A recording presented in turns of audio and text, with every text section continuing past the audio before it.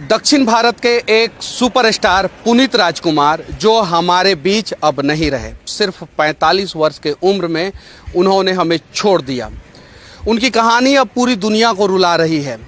45 free school, 26 अनाथालय, 16 वृद्धाश्रम, 19 गौशाला और 1800 अनाथ बच्चियों की उच्च शिक्षा की जिम्मेवारी उन्होंने उठा रखी थी।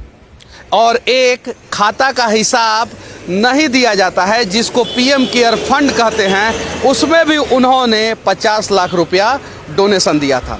अब उनकी कहानी आज हम बॉलीवुड के कुछ भड़ुए कलाकारों को सुनाएंगे, बताएंगे और उनके अंदर भी इंसानियत जगाएंगे। इसीलिए अभी मैं दादा साहब फाल्के फिल्म इंडस्ट्री जो है पीछे, उसके सामने खड़ा हूँ और यहाँ से साउथ के सुपरस्टारों की कहानी बॉलीवुड के सो कॉल्ड सुपरस्टारों को सुनाऊंगा।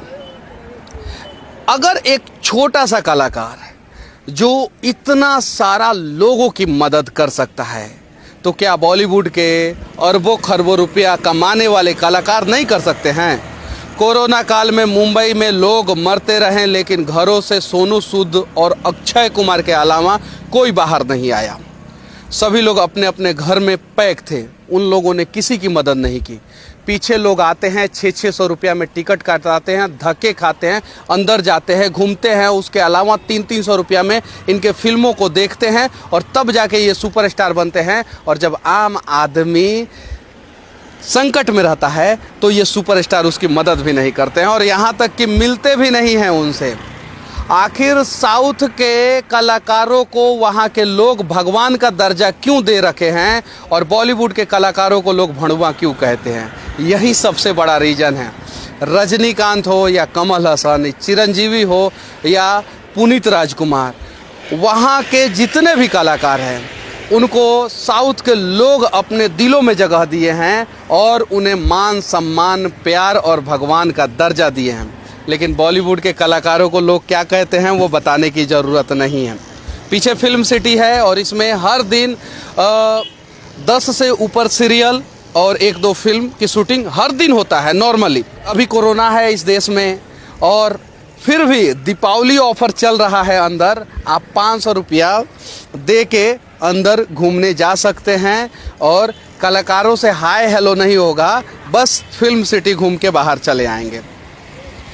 लेकिन वही साउथ के कलाकार अपने दर्शकों का भी सम्मान करते हैं, अपने लोगों का भी सम्मान करते हैं और संकट की घड़ी में देश तथा देश के लोगों के साथ खड़े रहते हैं। लेकिन बॉलीवुड के कलाकार जो हैं वो संकट की घड़ी में भाग जाते हैं, छिप जाते हैं और कभी कभी तो ऐसा स्टेटमेंट देते हैं कि देश में हमें डर लगता है।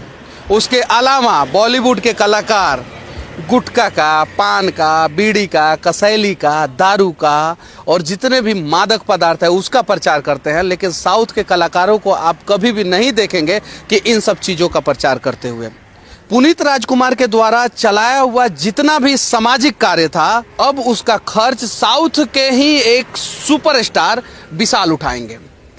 जरा सोचिए, साउथ के कलाकारों से इन बॉलीवुड के भड़ुए कलाकारों को सीखने की ज़रूरत है कि नहीं है, जो दिन रात सिर्फ और सिर्फ ड्रग्स ड्रग्स ड्रग्स ड्रग्स करते रहते हैं और ड्रग्स के धंधा में संलिप्त भी रहते हैं। कभी आपने सुना है साउथ के कलाकार ड्रग्स का धंधा करते हैं?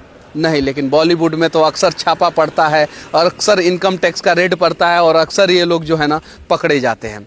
इन्हें साउथ के कलाकारों से सीखने की ज़रूरत है और साउथ के लोग ऐसे ही अपने कलाकारों को भगवान नहीं मानते हैं, बॉलीवुड के भी कलाकारों को लोग भगवान मानेंगे अगर बॉलीवुड के कलाकार सोनू सूद बनने का प्रयास करेंगे तो। अगर कोरोना सोनू सूद को नहीं पकड़ा और अमिताभ बच्चन कोरोना पीड़ित हो गए तो कहीं नहीं तो कहीं अमिताभ ने लोगों की मदद नहीं किया और सोनू सूद सड़कों पे लोगों की मदद करते रहे और कोरोना उनका बाल भी बाका नहीं कर पाया। बॉलीवुड के कलाकारों को मैं कहना चाहता हूं कि अगर आप पुनीत राजकुमार नहीं बन सकते हो तो कम से कम एक अच्छा इंसान बनने का प्रयास करो और हो सके तो लोगों की मदद करने का प्रयास करो, क्योंकि ये जनता ही आपके फिल्मों का टिकट महंगे महंगे दामों में खरीद के आपको सुपरस्टार बनाता है, और जब आप सुपरस्टार बनते हो उसके बाद से भड़ुआ बन जाते हो। ये हमें पसंद नहीं है। और अगर आप सुपरस्टार बने हो और भड़ुआगिरी करोगे तो हम आपकी भड़ुआगिरी का पर्दाफाश करते रहेंगे। बस अभी मैं मुंबई के फिल्म सिटी के गेट पे हूँ और यहाँ से बॉलीवुड के कलाकारों की सच्चाई बता रहा हूँ।